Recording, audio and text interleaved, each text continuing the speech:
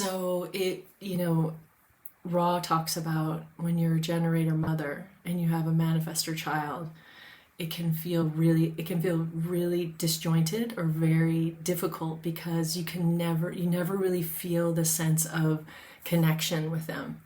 Yeah, like wrapping around them. There's no.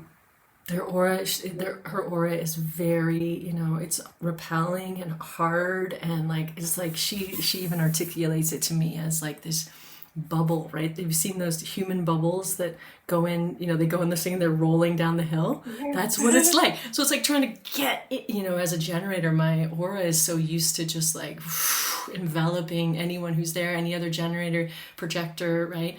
Unfortunately, I don't have any reflectors in my life, but like that. So to bump up against that as a mother is like, whoa. And there was, there's also just inherent in the manifestor aura with a generator is this almost like a feeling of no. Like there's a response of no. Because it's like, here comes this impact, right? And so I had to really learn to watch that and be like, okay, here she comes, here comes the aura, and it's an aura meeting my aura. And is there a true no here, or is it just that, right? And so I had to come up with ways of being like accepting the no in my body and being like, okay, here it comes, and then how do I soften around that, and what is my true response here?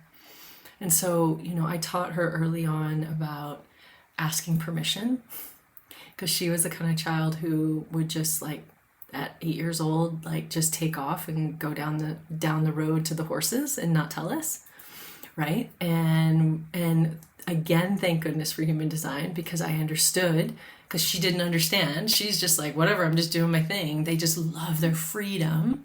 Manifestors want to be free. They want to find their peace, and the way they're most at peace is being allowed to live their lives the way they want to live them. And she's a very strong individual in her design, and so it's been a process. It's been a real like of learning how to support that, teaching her to ask for. She informs me, Mom, I want to go do this. Is that okay with you? Right. So there's this teaching that level of respect between us.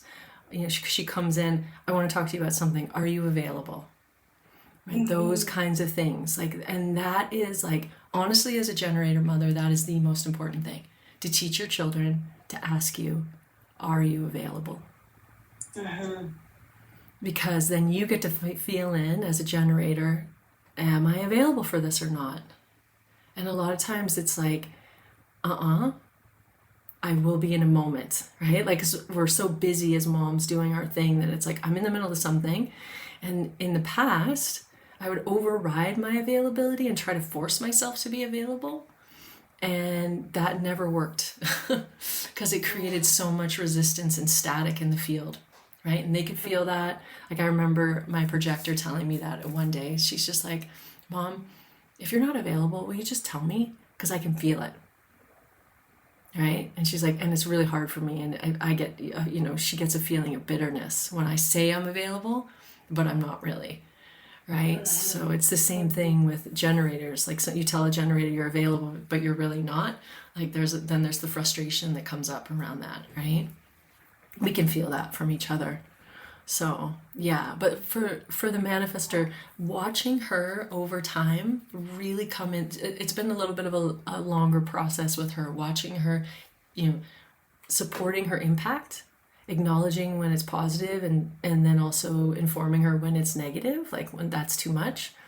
Like that's really helped her learn how her aura operates and how she functions in the world, right? And she's emotional too, so it takes her time. It takes her a lot of time to feel her way through those things. But I'll tell you, I'd say, gosh, so she's been in human design as long as I have, 7 years. And just in the last couple months, she has been experiencing a level of peace that I didn't know that was possible. And it's a profound thing to witness. And she articulates it. And, as generators, we we really create the environment, right? With our ever expanding aura out into the field.